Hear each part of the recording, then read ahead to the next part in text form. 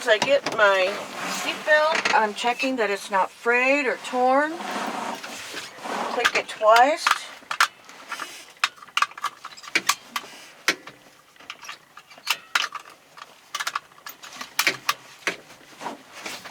It's secured to the cab with nuts and bolts, and on each side of the chair with straps and nuts and bolts. None of them are missing. The mirrors, my left and right mirror. I'm checking that there's no illegal stickers, any cracks, clean and clear, and set to me, and that they are securely mounted with nuts and bolts.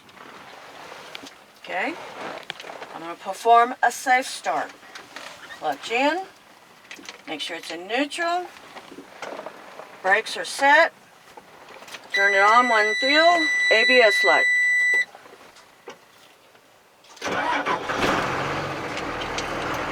While the air is building, I'm going to finish the rest of my parts. My windshield, clean and clear, no chips, no cracks, no illegal stickers. It is secured with the weather stripping. I'm checking to see if there's any leaks, indicate damage. I'm turning on my light switch. I'm going to do my high beam. Low beam is off. I'm going to turn my wheels straight so I can see all my stuff better. Okay? My four-way hazards or flashers. Both the light indicators are working, left and right. The left indicator is working. The right indicator is working. Turn the light switch off. The dry wiper, push it in. They're up against the windshield. They're not frayed or torn. The units are secured with a sprocket and an E-clamp. Turn them off. The one with the washer fluid, push, hold, release. There's water coming out. It is properly being wiped off by the blades up against the windshield. Okay. My oil is approximately 60 and working fine. My water temperature is at 145 approximately and is working properly. My RPMs are at 800. They are working properly.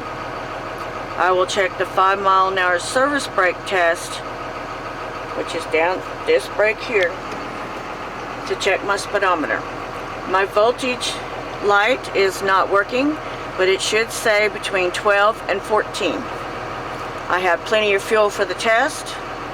My primary and secondary air gauges are approximately 125 and are working properly. Work over to my heater. Make sure it's on heat. Dash. Defrost is working. Dash and floor heaters are working. And the fans work. Breaker box is in front of the passenger seat. The spare fuses are in the red box, which is securely mounted. 3 reflective triangles, securely mounted, not missing or damaged. ABC fire extinguisher, fully charged, has the pin, but the up-to-date sticker or tag is missing. It is secured to the back of the cab with a bracket and a clamp. I'm checking the hose that there's no damage to it. From here, I'm going to go to my gear shifter. I'm pushing it as far as it'll go. I'm checking for excessive play. The steering wheel, checking for no excessive play. Got my city horn, air horn. Going down to my clutch, pushing it in. There's no more than 2-inch play there. I'm not going to step on that brake. Fuel works, and my brake pedal is here. Alright, I'm ready to do the applied brake test. Now we're going to perform our applied brake test. First step, put your clutch in, Put it in low, first or second, does not matter. Second step, turn off the key 1 click. Hang on to the key, but do not pull it out. Truck dies, turn it back to alt. ABS light came on and went off. Take your foot off the clutch. Push in the 2 brakes. Let them settle. You get your timepiece ready. Okay. And I'm going to press down on the floor since we have no gauge to tell us what the pressure is. And I'm starting my time now. I'm going to hold it for 1 minute to see if it loses no more than 4 psi per the minute. And you always want to go over a second or two in case the examiner's watch didn't start at the same time. While you're looking around, you can see what you missed. Did you turn the lights off? Nothing in the floor or the dash to hinder my driving, cause any problems.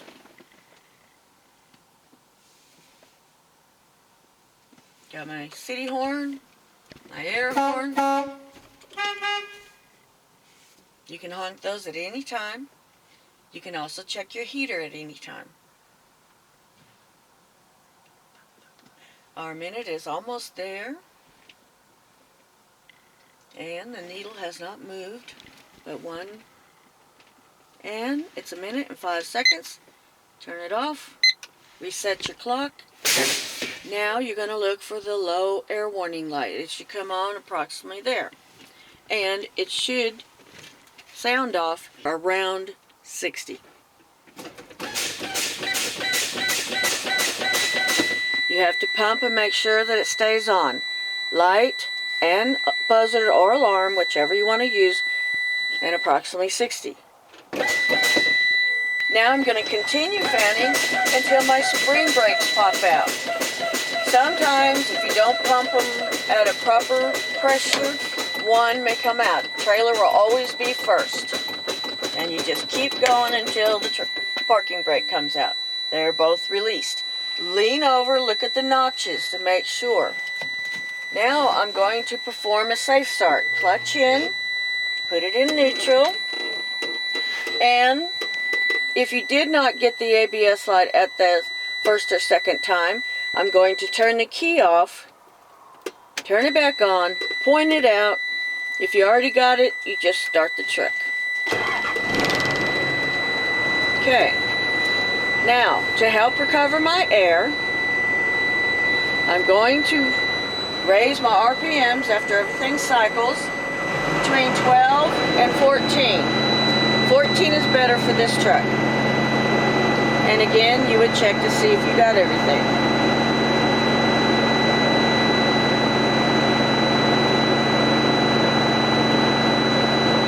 Approximately 60, the air warning light and buzzer should go off.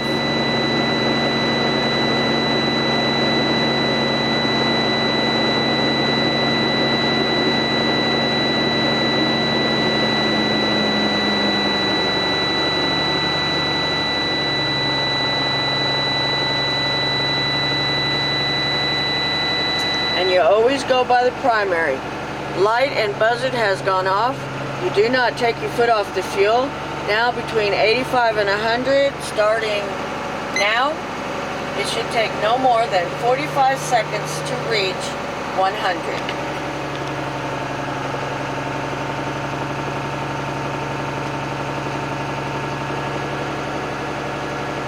And again, you always go off the primary tank.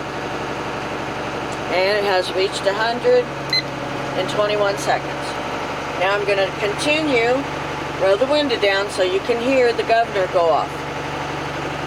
That should happen between 120 and 140 for this vehicle.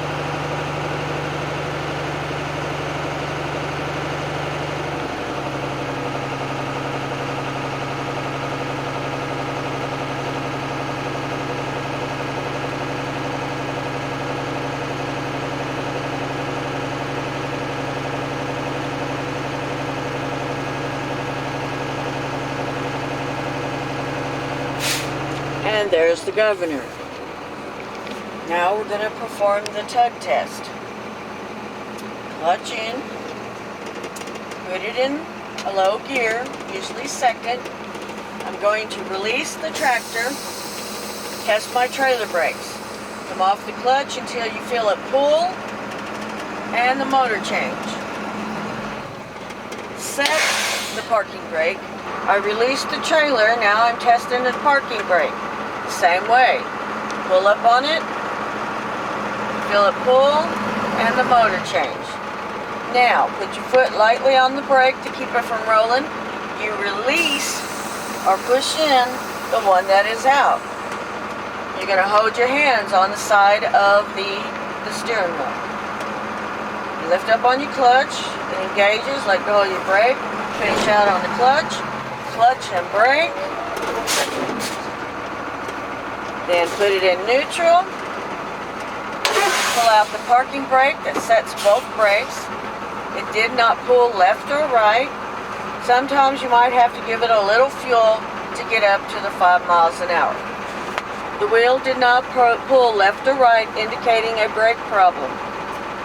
The speedometer did get to 5 miles per hour, and I'm looking around and I'm thinking, did I forget anything? This would be the time that you would do it.